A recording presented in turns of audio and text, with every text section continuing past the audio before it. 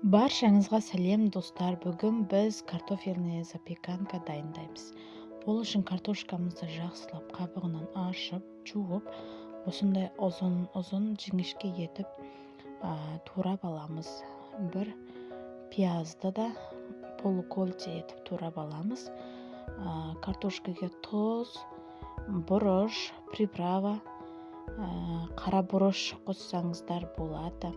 3 қасық қаймаққа жарты стакан суды құйып, осындай сұйық масса болғанша жақсылап араластырамыз.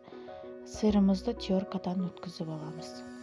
Помидорды осылай видеодағыдай турап аламыз. Фаршты бір жұмыртқа қосып, тұз қосып, бұрыш қосып, жақсылап біркелкі болғанша араластырамыз. Ыдысымызға сұйық май жағып, картошкаларды видеодағыдай орналастырамыз. Үстінен соусымызды құямыз, пиязымызды орналастырамыз. Одан кейін фаршты біркелкі етіп жаямыз. Одан соң қайтадан картошканы орналастырамыз. Одан кейін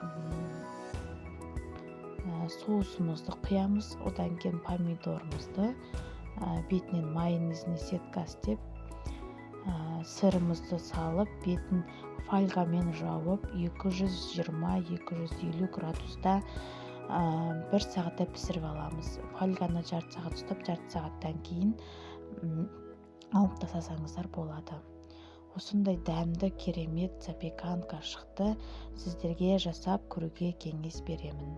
Сіздермен бірге болған Таңшолпан менің каналыма тіркеліп кетуді ұмытпаңыз.